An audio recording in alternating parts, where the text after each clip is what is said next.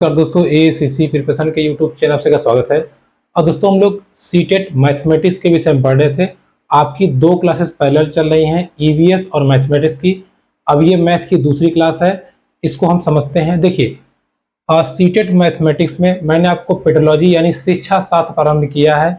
Mathematics का जो pedology section है या आप कह लीजिए जो शिक्षा शास्त्र है, बहुत ही छोटा सिलेबस है। इसमें इसमें 15 क्वेश्चन आपको देखने को मिलते हैं और बहुत ही कम समय में आप चीज़ों को तैयार करके 15 नंबर आराम से ले सकते हैं। उसके पश्चात हम लोग और जो टॉपिक्स हैं उस पर भी चर्चा करेंगे। तो देखिए, कल की क्लास में हम लोगों ने पढ़ा, गणित की प्रकृति के बारे में सीखा और वेन हीले का जो बहुत ही इंपॉर्टेंट सिद्धांत है उसको हमने समझा और उसको हमने देखा। अब आगे बढ़ते हैं। आज हम लोग समझेंगे गणित के बुनियादी सिद्धांत।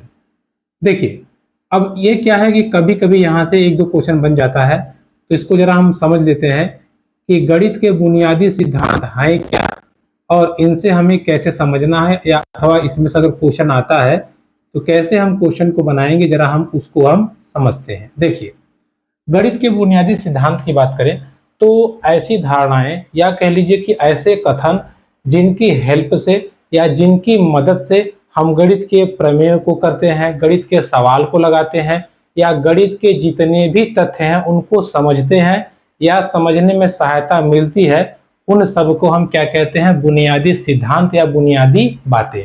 ठीक है, जैसे घर का आधार होता है, वैसे ही गणित में ऐसी कौन कौन सी चीजें हैं या कौन कौन सी बातें हैं जो पेडोलॉजी रूप से आपकी हेल्पफुल हैं गणित सीखने में। ठीक है, देखिए, इसमें पहली बात कही गई कि देखो भाई, गणित में अभिग्रहित, अब ये शब्द आप ध्यान रखिएगा, बहुत क्वेश्चन पूछता है कि अभिगृहित का मतलब क्या होता है। देखिए, गणित में शब्द आता है अभिगृहित, या इसे ही कहते हैं स्वयं सिद्ध। सिंपल लैंग्वेज में क्या कहते हैं? स्वयं सिद्ध। इंग्लिश की बात करें तो इसे एक्सिम कहते हैं। क्या कहते हैं? एक्सिम। अब बात को समझिए कि इसका मतलब क्या है। देखिए, इसका मतलब यह है कि ऐसी धारणाएं या ऐसी धारणा या ऐसा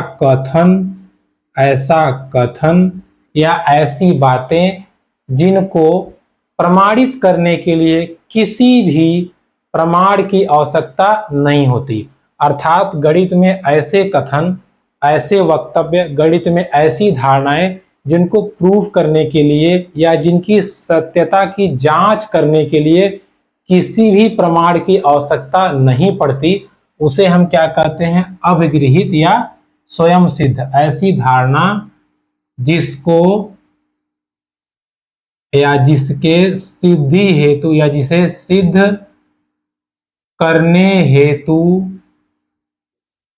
प्रमाण, ठीक है, प्रमाण की आवश्यकता, या आप लिख लीजिएगा, जहां पे थ्योरी इंपॉर्टेंट होगी हम लिख देंगे, आवश्यकता नहीं होती। ठीक है, अब बात को समझिएगा कि कौन कौन सी ऐसी धारणाएं हैं गणित में या कौन कौन से ऐसे कथन हैं जिनको हम डायरेक्ट चूज कर लेते हैं, उन्हें सिद्ध करने के लिए किसी भी चीज की जरूरत नहीं पड़ती या किसी प्रमाण की जरूरत नहीं पड़ती।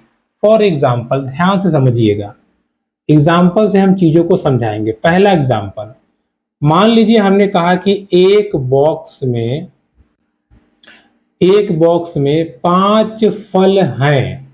ठीक है, ऐसे 2 बॉक्स में कितने फल होंगे? तो आप डायरेक्ट बता देंगे 10। ठीक है, या हम कह दें कि 100 लोगों को 2 बराबर भागों में बांटा गया, तो पहला 50 आएगा तो दूसरा भी 50 ही आएगा। अर्थात विभाजन जब बराबर हमने किया तो 50-50 आएगा। अब इस चीज का कहीं भी कोई प्रमाण नहीं है, कोई भी प्रमाणित रूप से लिखा नहीं गया है कि 50-50 ही आधा होगा, 51-49 आधा क्यों नहीं हो सकता, 40 और 60 आधा क्यों नहीं हो सकता। तो गणित की ऐसी धारणाएं जिनका कोई प्रमाण उपलब्ध नहीं है लेकिन उन्हें सत्य माना जाता है, उन्हें सत्य की प्राथमिकता दी जाती है, ऐसे तथ्यों को या ऐसे चीजों को हम क्या कहते हैं? अभिगृहित, जिनको सीधा सीधा ले लिया गया है, इनको सिद्ध करने की कोई जरूरत नहीं है। ठीक है, क्लियर हुआ आपका? जैसे फॉर एग्जांपल हम आपसे कह दें कि एक बिंदु से दूसरे बिंदु तक केवल एक रेखा खींची जा सकती है, केवल एक सीधी रेखा खींची जा सकती है। तो क्या ये बात सत्य है? जरा चेक करिए, पहला बिंदु दूसरा बिंदु, अगर हमने एक सीधी रेखा खींच दिया, अब बताइए इस बिंदु से इस बिंदु तक या इस बिंदु से इस बिंदु तक कोई और सीधी रेखा पॉसिबल है? नहीं पॉसिबल है। ये सदा सत्य रहने वाली बात है, लेकिन इसका कोई प्रमाण नहीं है। तो ऐसे तथ्यों को हम कहते हैं अवग्रहित। तो आपसे सवाल जो पूछेगा ध्यान दीजिएगा, कौन किसकी बात वो कर रहा है, ठीक है। अभी हम और पढ़ते हैं तो क्लियर हो जाएगा। क्लियर? तो पहला टर्म ये हो गया। दूसरी बात कही गई थी कंजक्शर, ठीक है, कंजक्शर, या इसे कहते हैं अनुमान। क्या कहते हैं? अनुमान। देखिए, इसका मतलब था गणित की ऐसी धारणाएं, ऐसे कथन या ऐसी बातें, गणित की ऐसी धारणा, ऐसा कथन या ऐसी बातें जिसमें अनुमान लगा के या अनुमान लगाया जाता है, अनुमान लगाया जाता है, ठीक है। अब इसमें क्या होता है, इसमें भी चीजें सत्य होती हैं, ठीक है, इसमें भी चीजें सत्य होती हैं, बट इसमें अनुमान लगाया जाता है, अनुमान लगाया जाता है। जैसे फॉर एग्जांपल, अब पृथ्वी से सूर्य की दूरी एक हमने बता दिया कि इतना 1000 किलोमीटर है, लेकिन इसका क्या प्रमाण है कि ये पूरा सत्य है? ये पूरा सत्य नहीं है। यानी कि जिसको हमने अनुमान रूप में मान लिया कि हाँ ये हो सकता है, लेकिन उसकी सत्यता का कोई भी प्रमाण हमारे पास नहीं है, या ऐसे नियम कानून जिसको हम मान लेते हैं, ऐसे रूल, ऐसे प्रमाण जिसको हम सही मान लेते हैं, बट वो सत्य नहीं होता, सत्य होता है लेकिन उसका कोई प्रमाण नहीं है हमारे पास, उसको हम कहते हैं कंजक्शर या अनुमान लगाना। क्या कहते हैं? अनुमान लगाना, ठीक है। अब जैसे देख समझिए, जैसे इसमें है कि अगर दो अभाज्य संख्याएं हैं, क्या है जरा इसको ध्यान समझिएगा, दिमाग से उड़ जाएगा। दो अभाज्य संख्याओं का योग हमेशा सम आता है, सम। जैसे अभाज्य संख्या 3 है 5 है, इसको आप जोड़िए 8 आएगा। अभाज्य संख्या 7 है 11 है, इसको जोड़िए 18 आएगा। अभाज्य संख्या 13 है और 23 है, इसको जोड़िए आप देखिए कितना आएगा, 36 आएगा। देखिए, तो दो अभाज्य संख्याओं को जब हम जोड़ रहे हैं तो वो क्या आ रहा है, एक सम संख्या आ रहा है। हमने एक अनुमान लगा के बोल दिया था कि सम संख्याएं आएंगी, और हर बार आती भी हैं, और ये लाखों करोड़ों संख्याओं के लिए सत्य है, बट इनका भी कोई प्रमाण नहीं है। इसमें और इसमें अंतर ध्यान से समझिएगा। इसमें ये है कि भाई जो चीजें हमने डायरेक्ट ले लिया, डायरेक्ट हमने ले लिया, लेकिन इसमें क्या है, हमने अनुमान लगाया, ठीक है। हमने कहा कि यार दो अभाज्य संख्याएं हमने अगर जोड़ी है तो सम आ रहा है, तो ऐसा सभी संख्याओं के लिए होगा, ठीक है। कहीं हमने प्रूफ करके नहीं दिखाया, कहीं हमने प्रूफ करके नहीं दिखाया। तो ये आपका हो गया कंजक्शर या अनुमान लगाना। जहां भी आपसे अनुमान लगाने की बात कहेगा तो वहां ये धारणा आएगी, ठीक है। किसी भी नियम कानून को हम यहाँ डायरेक्ट मान लेते हैं, कोई भी इसमें हम शोध वोध नहीं कर पाते, या कहीं भी कोई ऑब्जेक्शन नहीं होता। अब आ गई तीसरी बात, ध्यान दीजिएगा, ये बहुत इंपॉर्टेंट है, इसको जरा ध्यान समझिएगा। अब ये कह रहा है कि जब हमारा अनुमान, जो हमने अनुमान लगाया था या जो हमारा अभिगृहित था, जो हमने ये माना था, इसको हम नियम से कह लीजिए, कानून से कह लीजिए, किसी भी प्रकार से अगर हमने इसको सिद्ध कर दिया, क्या कर दिया, सिद्ध कर दिया, या इसको हमने प्रमाणित कर दिया, प्रमाणित कर दिया, तब वो प्रमेय बन जाता है। अर्थात ऐसा अनुमान, ऐसी धारणा जिसको हम प्रूफ कर दें, जिसको हम सिद्ध कर दें, या जिसको हम गणित के लॉजिकल तर्क के आधार पे, तथ्यों के आधार पे प्रमाणित कर दें, वेरीफाइड कर दें, तो उसे हम कहते हैं प्रमेय। वही धारणा प्रमेय बन जाती है। ठीक है, जैसे अगर कोई नियम हमने बताया, अब उस नियम को हम सॉल्व नहीं कर पाए या प्रूव नहीं कर पाए, लेकिन वो नियम काम कर रहा है, तो उस नियम को तब तक स्वीकार नहीं किया जाएगा जब तक हम उसको प्रमाणित ना कर दें। ठीक है, जैसे कि आपका इसमें आता है एग्जाम्पल में, अगर आप देखें तो पाइथागोरस का थ्योरम, पाइथागोरस का थ्योरम क्या था? कर्ण स्क्वायर बराबर आधार स्क्वायर प्लस लंब स्क्वायर, और ये फॉर्मूला समकोण त्रिभुज पे अप्लाई होता है या समकोण त्रिभुज पे लगता है।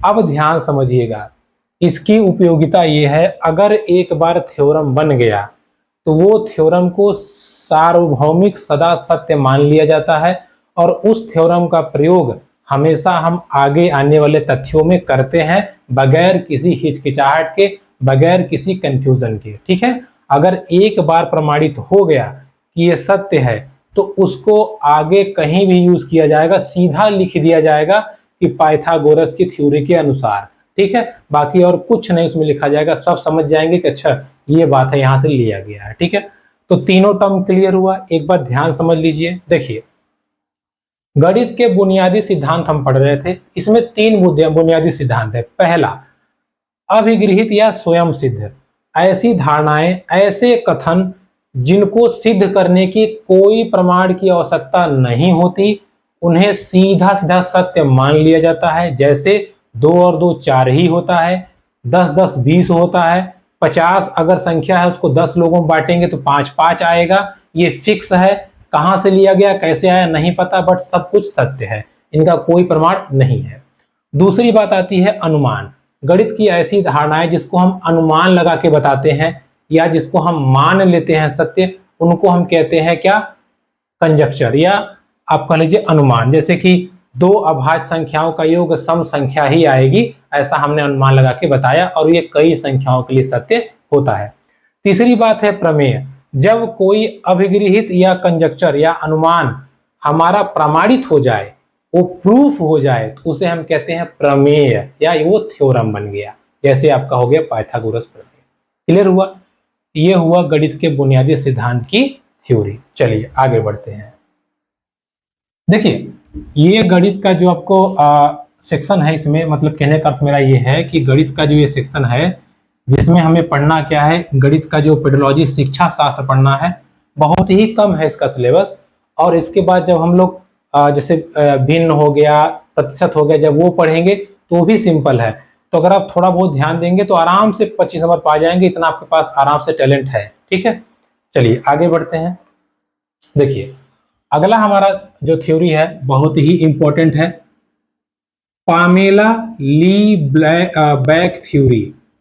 पामेला ली बैक थ्योरी बहुत जरूरी है, जरा ध्यान दीजिएगा।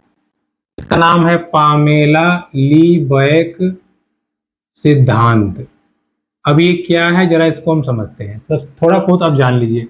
पहले जान लीजिए पामेला के बारे में। पामेला ब्रिटिश की थी। कहाँ की थी? ब्रिटिश यानी कि इंग्लैंड की थी।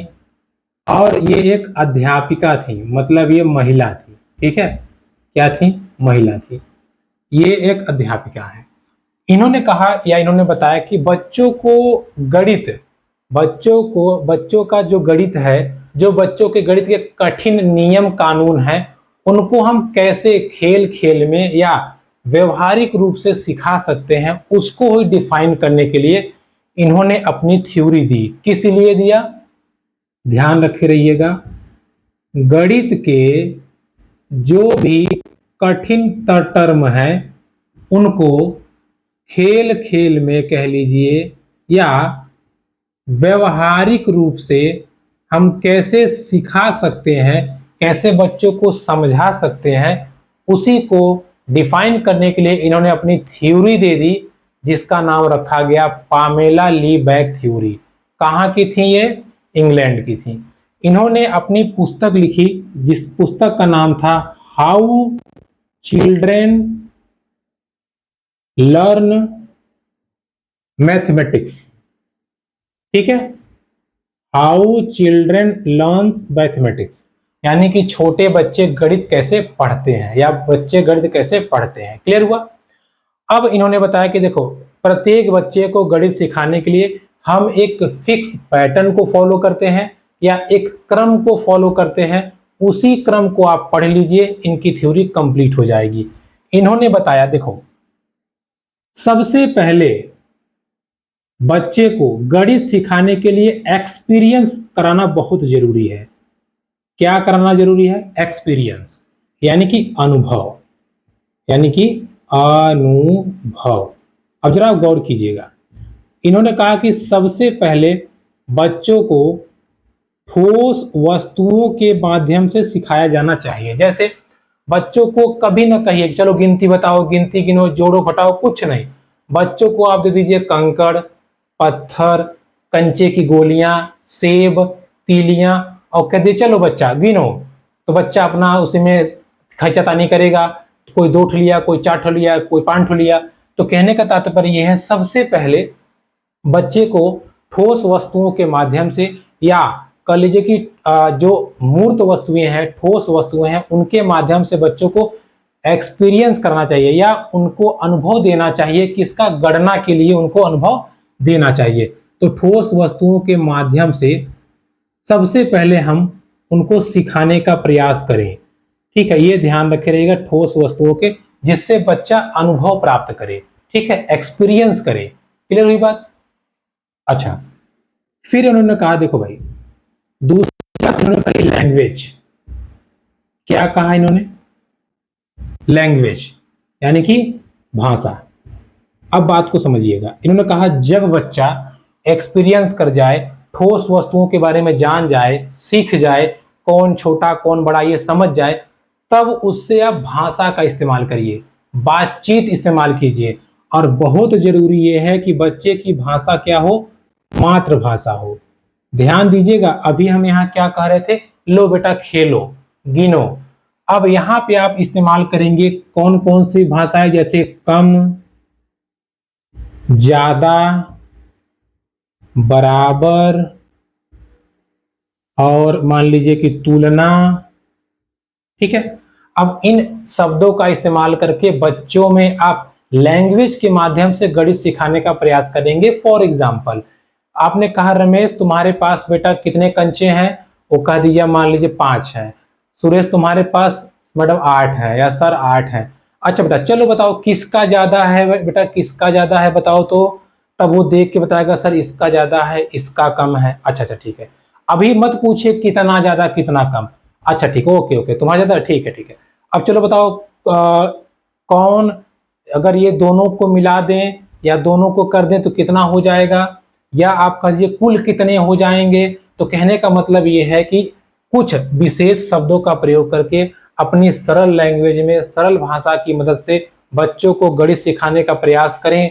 तब जब बच्चा एक्सपीरियंस से आगे बढ़ चुका हो या एक्सपीरियंस ले चुका हो, तब हम बच्चे को मातृभाषा का प्रयोग करके गणित की धारणाओं को सिखाने का प्रयास करते हैं।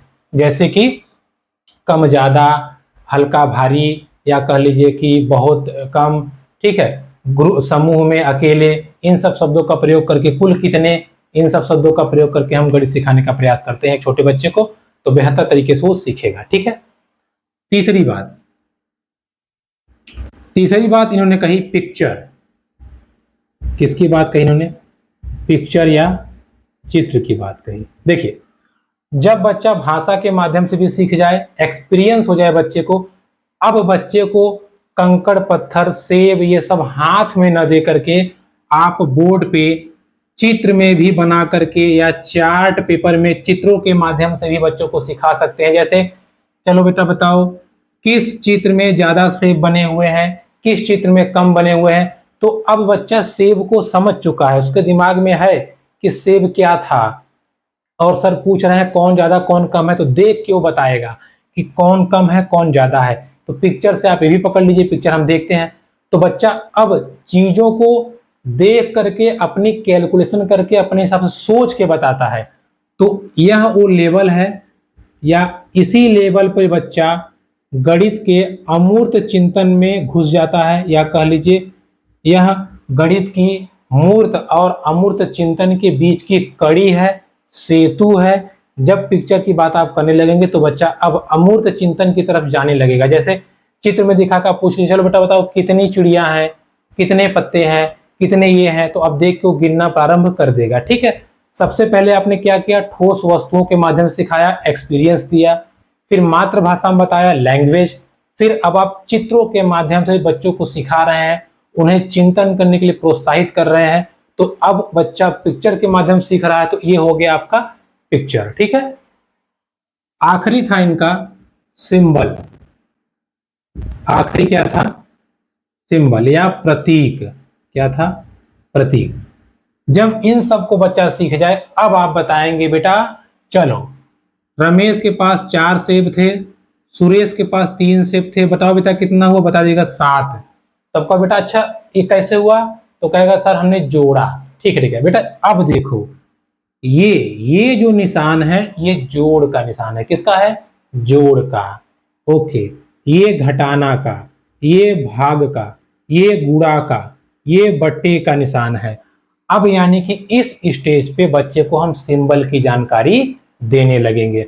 आप देखिए यहां तक जब मैंने आपको पढ़ाया, कहीं भी मैंने आपको ये बात नहीं कही कि जोड़ मतलब प्लस लगाइए माइनस लगाइए, कहीं नहीं।